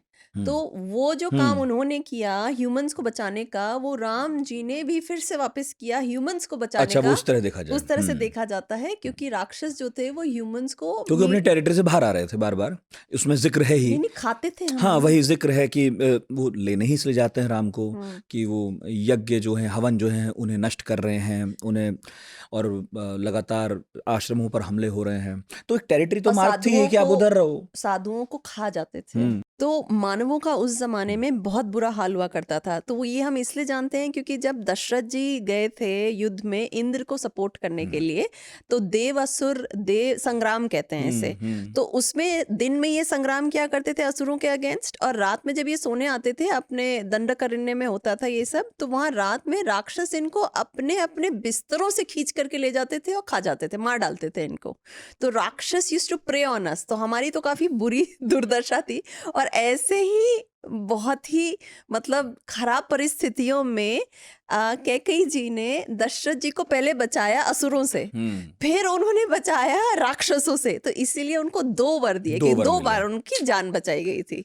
तो अच्छा, अब इसमें बहुत बड़ा उनका रोल है, क्योंकि अगर वो नहीं जान बचाती तो अयोध्या क्या होता और राम जी कहाँ होते, है ना। तो इसलिए मैंने तो जो उनको राक्षसों की आबादी है और अल्फा मेल मनुष्य, एंड अल्फा फीमेल से जो मैंने आपको बोला, हाँ, तो राक्षसों और मनुष्य की आबादी फिर वैसे ही है। राक्षसों की आबादी भी बहुत थी। तो टक्कर का मामला था। नहीं, हमसे ज्यादा थे। हमसे ज्यादा ही थे। We didn't stand a chance. तो अयोध्या के बारे में जब हम और पढ़ते हैं, और मैं ये बात कह रहा था कि बहुत सारे लोग रेफरेंस कहीं कहीं से लेते हैं, जैसे जो वाल्मीकि रामायण में है अयोध्या के बारे में डिटेल है, रामचरितमानस में राम के कैरेक्टर पर ज्यादा बात है, और अलग अलग लोग अलग अलग ढंग से, अलग अलग दृष्टि से उस कहानी को बार बार लिख रहे हैं। तो मिस हो जाती है बहुत सारी चीजें। क्या वाल्मीकि रामायण में, और चूंकि वही एकमात्र स्रोत शायद अब लगता है अयोध्या को जानने समझने का, क्योंकि कुछ और तो नहीं है इतना पुराना जी, तो वाल्मीकि रामायण में क्या अयोध्या के बारे में है कि मकान कैसे थे, महल कैसे थे, गली मोहल्ले कैसे थे, क्या इसका जिक्र है? पूरा जिक्र है, पूरा जिक्र है। अयोध्या के वर्णन में पूरा लिखा गया है कि वहाँ पे नाटक की टोलियां होती थी। तो उसमें कुछ कुछ नाटकों की टोलियों में आदमी भी थे, औरत भी थे, कुछ कुछ सिर्फ स्त्रियों की टोलियां होती थी। अच्छा, अब नाटक से क्या मतलब है, जैसे हम एंटरटेनमेंट के लिए देखते हैं तो वहाँ पहले नाटक के लिए टोलियां होती थी, होती थी। तो अच्छा, स्ट्रीट स्वीट्स कैसे लेआउट होते थे, तो वो एकदम ग्रिड पैटर्न लेआउट में थे। ग्रिड पैटर्न लेआउट का मैंने यहाँ पे फोटोग्राफ भी दिया हुआ है, और जो हमें 90 अपने पेज। हाँ पेज में दिया हुआ है, पेज नंबर 90 में दिया हुआ है। यस, तो ये पूरा दिया हुआ है ग्रिड पैटर्न, इसे कहते हैं राजधानियां लेआउट। तो जिस जिले में राजधानी हो, पुरी हो, तो वो उसको ऐसे लेआउट किया जाता है। तो ये आप देखिएगा, बड़ा इंटरेस्टिंग तो है। इस तरह से मतलब प्लान करके बनाया जाता प्लान, था। और बीच में जो है वो गर्भगृह होता था, तो उस पे कभी भी कोई कंस्ट्रक्शन नहीं किया जाता था, उसको हमेशा खाली रखा जाता था। या तो वहाँ एक मंदिर हुआ करता था, या तो उसे खाली रखा जाता था एज अ पार्क। और जैसे गर्भगृह, जैसे हम अपने घर में भी जो सेंटर का होता है वास्तु के हिसाब से उसे खाली उसे खाली रखते हैं। ठीक है, मंदिर होता है या तो सेंटर में हवन पूजा होती है, उसे खाली रखा जाता है। तो वैसे ही यहाँ भी था। और जब मैं बाहर ट्रैवल कर रही थी, जैसे मैं पेरू गई थी, तो कुस्को नाम का एक बहुत पुराना शहर है, प्री इनकन सिविलाइजेशन की वो कैपिटल हुआ करता था, और भी मतलब बहुत उसकी विशेषता है। तो रात के 12 बजे जब 12 बजते हैं, तो सारे के सारे जो पेरुवियन हैं, जो वहां से और फॉरेनर नए साल पर। नए साल पे, तो वो वहां पे आकर के उसके गोल गोल घूमते हैं, दौड़ते हैं। तो मैं वहां पे थी, तो मैंने पूछा, अरे क्या कर रहे हैं ये लोग यहाँ पे आकर के, कि टाउन स्क्वायर में पहले तो पार्टी होती है, उसको टाउन स्क्वायर कहा जाता है वहां पे। तो पहले तो वो पार्टी, उसका केंद्र है। वो उसका केंद्र है, टाउन स्क्वायर है, केंद्र है। तो मैंने देखा सब वहां घूम रहे, तो मैंने बोला ये सब कर क्या रहे हैं, why are they perambulating this place. तो कहते हैं for good luck you also go. तो मेरे को याद है कि मैं भी अपने दोस्तों के साथ फिर पूरा घूम रही थी उसके। तो हमारे यहाँ की जो प्रैक्टिसेस हैं, मैंने वो वहां भी देखी। और जैसे वहां के, तो मतलब ये सब और चीजें चक्कर थी। कितने लगा रहे थे? 7 चक्कर जैसे हम यहाँ पे 7 चक्कर लगाते, वहां भी हम 7 बहुत चक्कर लगा महत्व है रहे थे। 7 चक्करों का। और बहुत ज्यादा। और मतलब हाँ, मतलब बहुत सारी सभ्यताओं में, बहुत सारे समाज में, बहुत चीजों में समानता है, और ये जी उनमें से एक है कि जी 7 नंबर बड़ा पवित्र माना जाता है। 7 परिक्रमाएं होती जी हैं। जी। और आप जैसे शहर की बात कर रही हैं, मुझे याद आ रहा है। 7 क्यों? 7 क्यों? हाँ, ये भी। सूर्य है, हाँ। तो हमारे आप ग्रह देख लीजिए, हम्म। तो टोटल 9 मानते 9 हैं मानते हम। हैं। उसमें राहु केतु जो होते हैं, हम्म। वो शैडो हैं, उनको ग्रह मान नहीं रहे हम। मानते नहीं है। तो 7 है ना 7 टोटल, बचे। तो 7। तो 7 मैंने क्या ग्रहों कहा, के लिए 7 परिक्रमा। ज्योतिष से ये सारी चीजें निकली हैं। तो आप देखिएगा कि जैसे 108 3 की क्या महत्व है, कि थर्ड उसका, तो हम थर्ड प्लैनेट हाँ, हैं। नंबर्स पे बहुत नंबर्स जोर पे है। बहुत, नंबर्स नॉट ऐसे कि न्यूमरोलॉजी के नाम बदल दीजिए इसका, नहीं ऐसे नहीं। तो उसको कितनी बार करना है, जैसे कि आपके हनुमान चालीसा में लिखा है, जो 7 बार पाठ करे, कर सोई। हाँ करे, तो तो उसमें ये लिखा है। तो सत का मतलब, सत का क्या मतलब होता है संस्कृत में? सत उसको कहते हैं, 100 को कहते हैं शत। शत। तो शत जो है वो 100 नहीं है, उसका 108 मतलब होता है। जब हम स्क्रिप्चुरल यूज करते हैं तो तो 108 शत 108 है। 108 होता है। तो वो 108 कहाँ से आया? दैट इज डिस्टेंस, वो अर्थ का और उसका, वो अब सब हम सबको पता वो ही है। है। That's not too. आप एक चीज का और जिक्र कर, आपने किताब में भी किया है कि जैसे घरों का जिक्र रामायण में है, सोने लगे हुए इस तरह से, सोने वो जड़े भी हुए, देखा आपने? हाँ मैंने देखा वहां पे। मैंने इसमें फोटो भी डाली है उसकी। तो मैंने यहाँ पे, कहाँ था ये? पेरू में था, और इसका एक डिस्क है जो ये देखा था। और मैं वहां पे बहुत ये पेज 108 पे है। तो ये क्या करते थे, देखिए 2 तरीके का होता है। एक होता है गोल्ड प्लेटिंग, और एक होता है गोल्ड क्लैडिंग।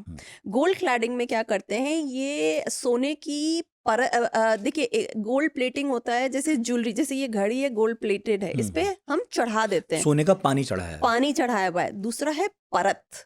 तो जैसे कि पोल्की है, या उसमें जड़ाऊ का काम है, जैसे उसमें पतले पतले स्ट्रिप्स बना के करते हैं, तो वहां इसे क्लैडिंग कहते हैं। तो पेरू में क्लैडिंग देखा था हमने, घर पर, घरों पे करते थे, और मंदिरों पे करते अच्छा, थे। और रामायण में और मतलब लिखा है कि ऐसे घरों में था। हाँ हाँ हाँ। तो उस पे देखिए, उस पे इस तरीके का, उस पे नक्काशी करके ये सारा डालते थे। ये पेज 108 पे है, देखिए नक्काशी करके रखा हुआ है। और ऐसे ही ये अपने सारे मंदिरों को, तो वहां पे स्पेनिश गए क्यों थे? ये इसी सोने को तो लूटने गए थे, तो वो इनको लूट लूट करके, इनको गला करके, ब्रिक्स बना करके स्पेन भेजा करते थे ये। और ऐसे ही तो इन्होंने इनको मतलब गरीब किया है। मतलब कितने साल पुराना शहर होगा? बहुत पुराना शहर है ये। बाप। तो ये वहां से ये इस तरीके का सोना लूटा करते थे। तो यहाँ पे हम गोल्ड क्लैडिंग देखते हैं। और दूसरा है जो हम हमारे देखिए दो गोल्ड क्लैडिंग देखिए यहाँ पे कितनी सुंदर नक्काशी की है। पेज 107 पे मैंने इंग्लिश वाली बुक में पेज 107 है। अच्छा, हमारे यहाँ गोल्ड प्लेटिंग है। देखिए जैसे कि ये जो मंदिर है नारायणी देवी का मंदिर है, ये साउथ में 106 पे इसकी फोटो है और उसके साथ गोल्डन टेम्पल का भी है। और पिरामिड्स के ऊपर भी बाय द वे एक गोल्ड का था जिसे हटा दिया गया है। तो हाँ, वो तो इतने पुराने हैं कि उसमें क्या क्या लूट मार किसने उतारा सब किया था। तो वैसे ही राम जी के घर और बाकी घरों के वर्णन है कि उसे अष्टपाद कहते थे, अष्टापद कहते थे, अष्टापद। तो अब प्रश्न है कि लोग कहते नहीं अष्टापद तो एक डिजाइन या कुछ ऐसे होगा। नहीं, ऐसा नहीं होता है, क्योंकि जो गोल्ड प्लेटिंग होती है वो 8 स्टेप्स में की जाती है, तो उसे भी अष्टापद अष्टापद रीति से होता है। यस, तो इसीलिए उसको ऐसे गोल्ड प्लेटिंग ऐसे लिखा। अच्छा, अब बात ये भी है कि चलो अच्छा, ये भी लोगों को लगता है बड़ा फार फेच्ड है, इतना पैसा कैसे होता होगा। तो अब लिखा है कि वहां पे मणियां जड़ी थी। तो भैया मणियां पत्थरों में ऐसे नहीं जड़ी जाती हैं। जब हीरे जड़े हैं, जब पर्ल्स जड़े हैं, जब वैदुर्य क्रिसोबेरल कैटसाई जड़ा है, जब मणिक जड़ा है, जब कॉरल्स जड़े हैं, तो वो किसी चीज में जड़कर लगे हैं ना। एंड वो ऐसा उसका ऐसा डिस्क्रिप्शन है कि वो मतलब you get lost looking at the beauty. It is so beautiful that your eyes get totally mesmerised, you're hypnotised by looking at the beauty। और आप ये देखिए आज हमारे पास ऐसे नॉर्मल लाइट्स होते हैं। आप ये देखिए पहले दीप जलते थे, तो आप ये देखिए कि पूरा सोने का अंदर है। आज भी हमारे मंदिरों में अंदर सोना डाला जाता है। एक उसका एक कारण है। तो वो इसीलिए क्योंकि हम अपनी पुरानी परंपराओं को फॉलो करते हैं। ठीक है, तो आप वहां जाइए और देखिए। अब आप ये सोचिए कि हीरे जवाहरातों से आपके पूरे अंदर के सब सजे हैं और आप उसमें दीप जलाइए, देखिए कितना मतलब it's such a mesmerising thought. I mean सोच के इतना सुंदर लगता है, रियल में कितना सुंदर रहा होगा। और ये हम इजिप्ट में देखते हैं, ये हम इनकन सिविलाइजेशन में देखते हैं, ये हम बहुत एंशिएंट सिविलाइजेशंस में देखते हैं, gold plating and gold cladding. बिल्कुल।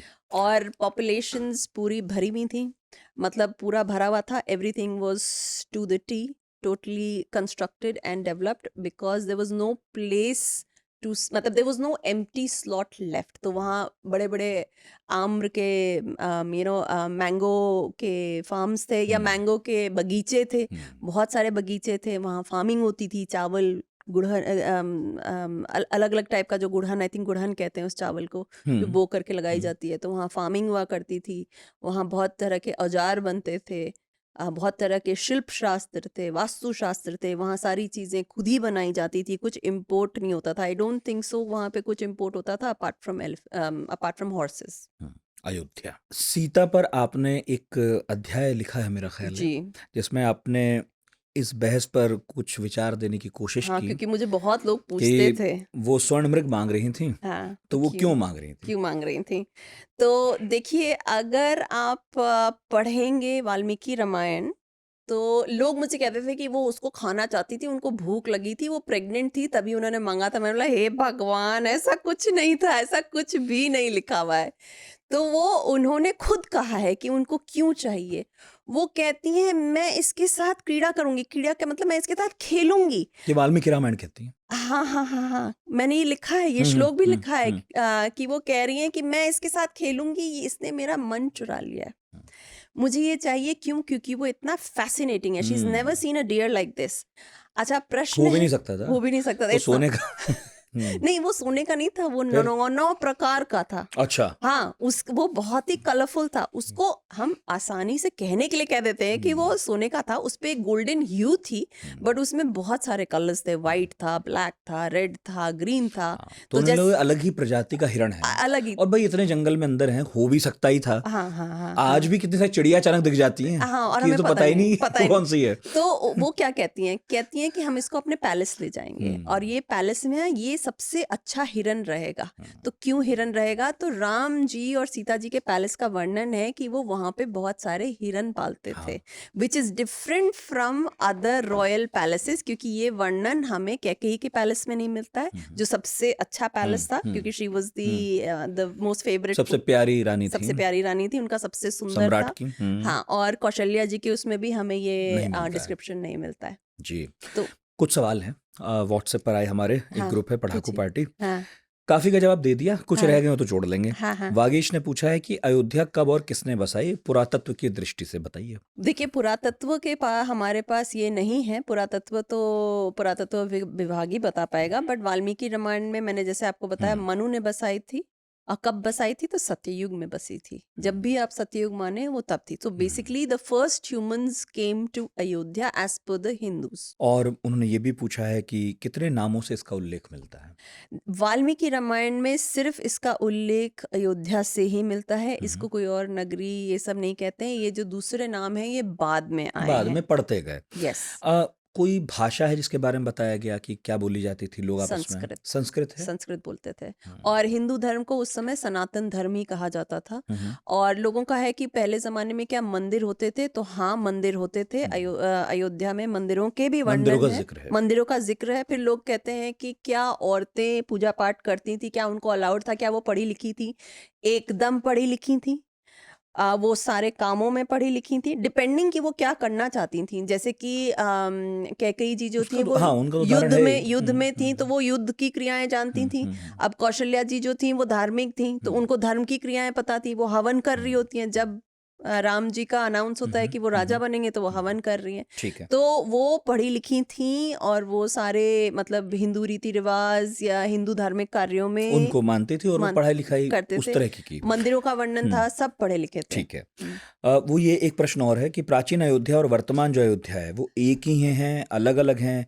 क्योंकि जैसे पुरानी द्वारका है, उसके बारे में कहा जाता है वो समुद्र में विलीन हो गई। हम्म। तो क्या ये भी कोई गुंजाइश है कि ये एग्जैक्टली वो अयोध्या ना हो, उसके आसपास हो? यस, ये गुंजाइश हो सकती है, हम्म, क्योंकि जो हमारी करंट अयोध्या है वो बहुत ही छोटी है। हम्म, जो अयोध्या, जिस अयोध्या का मैं वर्णन कर रही हूँ, वो 9 योजन बटा 12 योजन है। ये 9 और 12 अभी बहुत छोटे साउंड करते हैं, पर अगर ये हम इसका निकालें किलोमीटर और माइल्स में, so this is as big और bigger than Philadelphia, around the size of Philadelphia, which is the 5th largest city in the world. और लोगों को पता है, जो यूएस नहीं ट्रैवल किया है उसको ये सब समझ में नहीं आता। जब आप जाइए, मैं शिकागो गई थी, तो बहुत साल पहले की बात है, जब मैं शिकागो से टेक ऑफ कर रही थी, जब प्लेन निकल रही थी, तो मुझे याद है मैं बाहर देख रही थी और मुझे ना नींद आ गई, मैं झपकी ले लिया। तो मैंने देखा मैं शिकागो क्रॉस कर रही थी, अभी भी शिकागो ही दिख रहा है मुझे। पार ही नहीं हुआ। मतलब पार ही नहीं हो रहा था, इतना बड़ा शहर मैसिव है। सिटी है। या रुपेश कुमार ने पूछा है कि कुछ ग्रंथों में अयोध्या का नाम साकेत भी मिलता है, जी, तो अयोध्या का नाम साकेत हुआ और फिर अयोध्या, ऐसा हुआ क्या? नहीं, ऐसा कभी नहीं हुआ। हाँ, अयोध्या का नाम अयोध्या ही रहा गया है। बाद में उसे किसी ने साकेत बोल दिया, तो ये अलग बात है। जैसे कि पहले दिल्ली थी, दहलीज बोल रहे हैं, या दिल्ली थी, हम्म, अभी भी दिल्ली है, दिल्ली, उसे हम दिल्ली बोलते हैं। दिल्ली, हाँ, दिल्ली, दिल्ली, हाँ, दिल्ली, दिल्ली, दिल्ली। दिल्ली, दिल्ली, हाँ, हाँ, ठीक है। तो अलग अलग लोगों ने अलग नाम से अलग पुकारा। अलग नाम। साकेत अच्छा, का। नहीं, बट दिल्ली ये अभी की है, ठीक है, हम्म, दिल्ली अभी, इससे पहले ये इंद्रप्रस्थ थी। हाँ तो बिल्कुल। अब कल किसी कोई और आके बोले कि भाई ये इंद्रप्रस्थ है, हम जानते हैं कि दिल्ली के 2 नाम है, इंद्रप्रस्थ भी है और दिल्ली भी है। दिल्ली इन्होंने दिया, इंद्रप्रस्थ ये तो ओरिजिनल है। कम से कम 7 बार मतलब ऑन रिकॉर्ड है बसना उजड़ना इस शहर का। करेक्ट, तो करेक्ट। अलग अलग नामों से भी हुआ है। तो इन सब चीजों पे हमें इतना ध्यान नहीं देना चाहिए कि अयोध्या वही है, हम्म, क्या आगे पीछे है। वो अयोध्या जो आज है वो वही है। क्योंकि कुछ लोगों का मानना है कि साकेत एक राज्य है, अयोध्या हम्म। उसका हिस्सा है। साकेत राज्य है और अयोध्या उसका हिस्सा है। हाँ, नहीं, नहीं, जैसे नहीं, नहीं, नहीं, आपने नहीं। कौशल के बारे में कहा। कोसल राज्य है हम्म, और उसका कैपिटल अयोध्या अयोध्या है, है। तो क्या हाँ। साकेत भी कौशल का कोई नाम है? ऐसा हो सकता है। बाद में किसी ने, मैं वही कह रही हूँ ना, हाँ, दिल्ली का बाद में रखा गया हो। बाद ठीक, में किसी ने रखा है, तो वो अलग बात है। ठीक है। और बाद से ही एक सवाल है विक्रमाजीत यादव का, वो हम्म। पूछ रहे हैं कि क्या प्राचीन अयोध्या सरयू में डूबी और राजा विक्रमादित्य ने इसे दोबारा बसाया? देखिए, हमें जो पढ़ने में आया है वो है कि यवनों ने उसका नाश किया था। और जब हम यवन बोलते हैं तो ये कौन सा साल रहा होगा, कौन सा कालखंड रहा होगा? देखिए, कालखंड के हम्म, हिसाब से यवन बदल जाते हैं। अच्छा, कालखंड के हिसाब से अच्छा, यवन बदलते यवन भी एक तरह से एक टर्म है। हैं। एक टर्म है, ठीक ये है। बारबेरियंस को बताने का यवन कह रहे टर्म, हैं वो। यवन कह रहे हैं, बारबेरियंस। तो 2000 साल पहले यवन कौन थे? ग्रीक्स थे। 2000 पहले जब नहीं, जब फिर तो ठीक है, जो हमला फिर कर रहा है हम उसे यवन कह रहे हैं, यवन कह रहे हैं, तो जो अलग अलग हमला, समय में अलग हाँ, अलग यवन अलग। है फिर। अब देखिए उनके समय आते आते विक्रमादित्य और बाकियों के युद्ध, मतलब जो जिन्होंने वापस बनाया, उनके समय पे कौन है? वेस्ट से मुगल्स हैं, ठीक है, अरब्स हैं, मुगल्स हैं, पर्शियंस हैं, ये यवन है। तो शहर को वो वैसे भी बार बार रिस्टोर कर रहे हैं। हाँ, रिस्टोर करे जा रहे हैं। अच्छा, अब लोग कहते हैं कि नहीं ये तो मिथ था। अरे भाई, मिथ था तो सब उसके पीछे क्यों पड़े हुए थे? कहते हैं ना लोग कि अयोध्या थी ही नहीं, ये तो काल्पनिक है। अगर मिथ भी था तो काफी प्राचीन मिथ है, नहीं नहीं भाई, ऐसा कैसा मिथ है कि भाई ऑल ओवर द नया नहीं वर्ल्ड है। आपके पीछे पड़े हुए हैं लोग? मतलब आप पहले कहिए कि ये है ही नहीं, उसके बाद क्योंकि बोलिए उसको अटैक अयोध्या पे किया था। हमला हो रहा है बार हाँ, बार। बार बार अयोध्या पे हमला हो रहा सुशांत ने भी ऐसे ही कुछ लिखा कि अयोध्या के बारे में हमने कहीं पढ़ा कि बहुत समृद्ध नगरी थी, है बहुत ही। और रावण का आना भी अयोध्या में हुआ है, ऐसा कहीं जिक्र आपको कभी मिला हो? ऐसा नहीं है क्योंकि कि देखिए यूं तो फिर बहुत सारी श्रुतियां बनती हैं। बहुत सारे वो हाँ। लोग बनाते हैं, और बहुत आगे पीछे लोगों ने अपनी अपनी लिखी हैं, अपनी अपनी एक्सपर्टीज दिखाने के लिए अलग अलग कहानियां बनाई हैं, और बहुत लोगों ने रावण के चरित्र को वाइट वॉश करने के लिए अलग अलग अपने अपने रामायणों का बिल्कुल। जिक्र किया है। एक समय के बाद वो भगवान हो गए तो फिर बहुत चीजें वहां से हटा दी गई, जबकि जबकि वो बहुत बड़ा शैतान था। मतलब आप उसमें वाल्मीकि रामायण में पढ़िए तो बहुत ही गिरा टाइप का इंसान था वो। मतलब it's he is not a very good character in the. Valmiki Ramayana में बिल्कुल बहुत ही नेगेटिव खराब, शेड में है बहुत ही खराब रावण। इंसान है। बहुत खराब है, और उसकी इंटेलिजेंस का कोई ये नहीं है, जैसे कि हम कहते हैं ना बहुत ही इंटेलिजेंट था। हम ये नहीं कह रहे कि नहीं था, he was a smart man, but वो फिर स्मार्टनेस किस काम की? उसको मोरालिटी ही नहीं थी। तो ये कहते हैं कि राक्षस वंश को ही मोरालिटी नहीं थी। दे वर अ बिट इमोरल, वो हमारे जैसे नहीं थे, उनमें मोरालिटी जीरो हुआ करती थी। ठीक है। गौरव चतुर्वेदी पूछ रहे हैं, आपने कहीं पढ़ा हो तो बताइएगा, कि पुष्यमित्र शुंग को राम से क्यों जोड़ते हैं? पुष्यमित्र शुंग बाद में हुए, शुंग राजवंश उनसे ही स्थापित हुआ। कहीं आपने पढ़ा हो तो आप बता सकते हैं। नहीं, उनको इतिहास आपका विषय नहीं है वैसे, मैं बता दूं। हाँ, हाँ, मतलब ये बहुत ये इधर वाला इतिहास है। medieval, ये मेरा बिल्कुल, नहीं है, बिल्कुल। इंटरेस्ट का टॉपिक नहीं नहीं, है ठीक है। मुझे आप एंशिएंट अगर कुछ बताएंगे तो मैं उसको डिसाइफर नहीं, करके ठीक आपको है। बता दूंगी। ये बता दूंगी उसके पैरेलल के नहीं, ऑब्वियसली सिविलाइजेशन हाँ। में मिलते हैं। सत्येंद्र सिंह ने इनफैक्ट लिखा है कि कहा जाता है कि पुष्यमित्र शुंग ने साकेत का नामकरण फिर से अयोध्या किया, और घाघरा नदी को अयोध्या के निकट करीब 10 किलोमीटर क्षेत्र को सरयू कहा। और इस नामकरण के क्या कारण है, पीछे की कहानी में कितनी सच्चाई है, ये तो वो नहीं जानते, लेकिन एक वर्जन ये भी है। तो ये लग रहा है कि भाई वैसे भी ज्ञात इतिहास में आप कहाँ तक जाओगे, मतलब जितना ज्ञात है उसके पहले भी कुछ ना कुछ तो होता ही रहा है। देखिए ये सारी चीजें एट्रीब्यूट कर दी गई हैं। वही किसी चीज को मिटाने के लिए आप किसी को श्रेय दे दीजिए कि ये था नहीं, इसने आकर के बसा दिया। देखिए सिर्फ अयोध्या को ही नहीं निकाला गया है, अयोध्या से पूरा मैप्ड है कि जनकपुर से कितने दिन लगते हैं अयोध्या आने में। ठीक है, तो वो ये सारी चीजें मैच करनी चाहिए। कहाँ सीता का घर था, यस, और पूरा वो मैप जहां जहां राम ने वनवास के दौरान वो रुके गए, वो पूरे स्थान पूरा मैप है। तो उसमें वाल्मीकि रामायण में लिखा है कि अगर आप बिना रेस्ट के घोड़ों को दौड़ा करके ले जाते हैं तो आपको 3 दिन लगते हैं घोड़ों से जनकपुर से अयोध्या आने में, और अगर आप रेस्ट करके गए तो आपको 4 डेज लगेंगे। ठीक है, आप मतलब यूर बेयरली, तो जब शादी हुई थी 8-8 घंटे की नींद 3 बार तो एक दिन लग गया। तो जब शादी हुई थी, जब शादी का वो न्योता भेजा गया था दशरथ जी को, तो वो वैसा ही पूरा वर्णन है। अच्छा, फिर वहां से आप लेकर के कितनी नदियों को पार करते हैं, फिर वहां से नीचे आप चित्रकूट कैसे जाते हैं, फिर और आप मोटा माटी मिलती तो है वो भूगोल, भाई इतना वक्त हो जाता है, भूगोल तो बदलता है। लेकिन यही बात है कि अली हैदर ने भी इनफैक्ट ऐसा ही कुछ सवाल पूछा था, पर उसका जवाब मिल गया। मतलब मोटा माटी ये तो देखने को मिलता है कि ढंग से, ठीक से बात तो बहुत हुई है, शोध अभी हुआ नहीं, फिर भी नहीं हुआ। भले या मिथक कहिए या इतिहास का तथ्य कहिए अयोध्या को, लेकिन इस पर जिस तरह से इसके भूगोल पर काम होना चाहिए था। देखिए मिथक हम क्यों कहते हैं? मैं अभी CNN देख रही थी, तो CNN पे बेथलेहम का मैंने देखा, तो देखिए ये जो हम चीज मिथ का क्या मतलब मिथ होता है? मिथ का मतलब मिथ नहीं होता, मिथ का मतलब संस्कृत में लाइज होता है, बिल्कुल सत्य और मिथ्य होते हैं, मिथ्या उधी से, हाँ, मिथ्या से मिथ्या। तो मिथ्या जो है उधर से ही मिथोलॉजी बनी है कि बंच ऑफ लाइज, ठीक है, असली मतलब यही है कि इसका हम बिलीव नहीं कर सकते।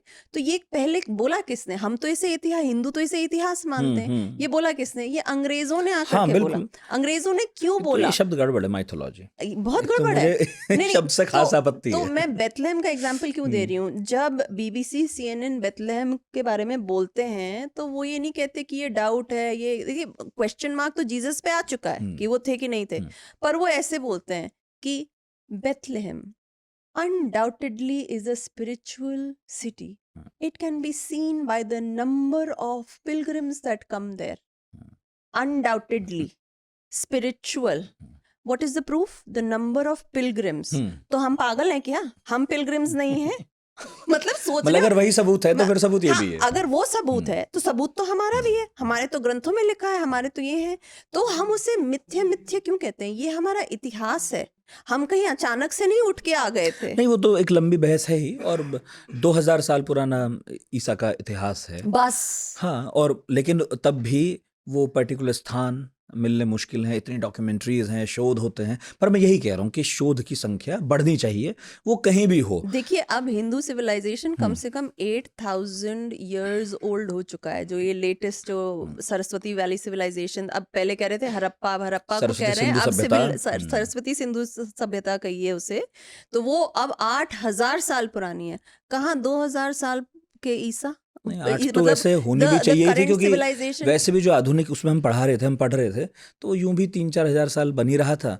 और उस विकास तक पहुंचने में, क्योंकि हड़प्पा में भी अगर आप देखेंगे तो सारे घरों के दरवाजे सिर्फ एक तरफ खुलते हैं, सबका पीछे का हिस्सा मेन रोड की तरफ है, उन तक पहुंचने के लिए सर्विस रोड्स बनी हुई हैं, तो वहां तक पहुंचने में भी कुछ साल तो लगे होंगे। कहाँ से आए? हाँ, तो नहीं, इसलिए एक कुछ लंबा चौड़ा कुछ साल लगे होंगे। आप, मैं वही तो कह रही हूँ, इसका पूरा वर्णन इसी में, ये जो है ये शिल्पकार किया करते थे, शिल्पकार वो बनाते थे और वास्तुकार किया करते थे। ये पूरे वेल्ड में ऐसे ही तो अयोध्या थी, ऐसे ही वर्णन है कि वो रो हाउसेस का मेरा क्या मतलब था? ऐसे ही रोज में, ऐसे ही कतार में लगे हुए हैं। यस, एक कतार में लगे हुए हैं, ग्रिड पैटर्न लेआउट है। इसलिए जब आपने वो मैप दिखाया तो ये लगता है साफ कि कम से कम शहर बसाने बनाने की योजना में तो हम अभी भी बहुत आगे नहीं निकले। अरे हम उसी और पर पिछड़ हैं गए हम। हैं। हाँ, अब हमारी स्थिति और भी खराब है। बहुत ही खराब है। मतलब हमारे पूर्वज आके हमें देखते होंगे तो कहते होंगे हाँ, कम इस मामले में पीछे ही चले जा रहे हैं।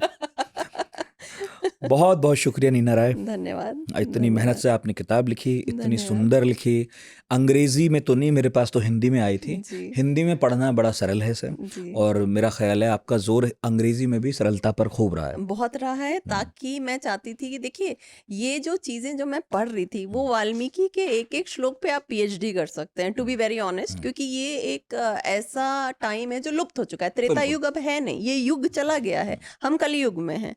तो मैं जिन चीज़ों का, जैसे कि आज से 200 साल पहले अगर आप एक टेलीफोन का वर्णन करेंगे तो वो बोलेंगे ये क्या बातें कर रहे हैं हमसे, ये मतलब पागल हो गए।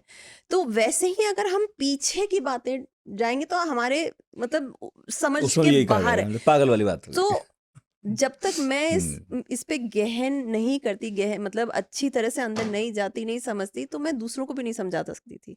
तो मेरा मकसद ये था कि जो मैंने समझा उससे कितनी सरलता पूर्वक मैं दूसरों को समझा सकती हूँ, ताकि वे अयोध्या का वर्णन समझ सकें, अयोध्या को समझ सकें। हमारे यहाँ पे आज तक किसी ने अयोध्या का वर्णन ही नहीं दिया। मैं बचपन से साधु संतों की बातें सुनती आई हूँ, कथाओं पे गई हूँ, मेरे घर में कथाएं हुई हैं, मेरे को कभी भी वर्णन नहीं मिला। तो मेरे दिमाग में हमेशा एक ब्लैंक रहता था कि भाई हर साल हम दिवाली मनाते हैं, जहां सब घट रहा है वो कैसा था? वो कैसा था भाई? हम हर साल दिवाली मनाते हैं, हम कहते हैं हर साल लोगों ने दीपों से अपने घरों को जलाए थे, हम अयोध्या वासियों को कॉपी कर रहे हैं। प्रश्न है कि भाई दिए लगे तो कहाँ लगे थे? उनके घर अयोध्या कैसी थी? वहां जो मार्ग से आए, कैसे आए? पैदल आए, हाथी पे आए, ऐसे आए, रोड। अच्छा, अब इसमें रोड्स का भी बहुत अच्छा वर्णन है। वहां पे नित्य नित्य ही अयोध्या की सड़कों पे नित्य जल छिड़का जाता था और उस पे फूल डाले जाते थे। और जब उनका राज्याभिषेक होने वाला था तब दशरथ जी ने चंदन मिश्रित पानी छिड़काया था। अच्छा, तो खुशबू हो, सुवासित सड़कें। यस, तो मतलब इतना भव्य वर्णन है कि मतलब इतनी सुंदर सुंदर चीजें, इतनी सुंदर सिटी है कि आप मतलब अगर आप वाल्मीकि रामायण पढ़ेंगे तो आप मंत्रमुग्ध हो जाएंगे कि मतलब इतना सुंदर, मतलब हम सोच भी नहीं इतना सकते सुंदर शहर था। इतना सुंदर शहर था and we should be proud of it. लिखा हुआ है ये। बहुत बहुत शुक्रिया आपका, धन्यवाद। और अयोध्या का मंत्र मुग्ध वर्णन है नीना राय की इस किताब में। अंग्रेजी में अमेजिंग अयोध्या, हिंदी में अद्भुत अयोध्या। तो अयोध्या जाने से पहले किताब तो जरूर पढ़नी चाहिए, क्योंकि अब वैसी अयोध्या तो बची नहीं, लेकिन जैसी थी रही होगी वो वाल्मीकि का वर्णन जो है, महर्षि वाल्मीकि का, वो तो पढ़ना चाहिए। बहुत सुंदर वर्णन, इतना ही सुंदर पॉडकास्ट। I hope. बहुत शुक्रिया आप लोगों का इतने धैर्य से सुना। अगले गुरुवार फिर हाजिर होंगे। बहुत बहुत शुक्रिया।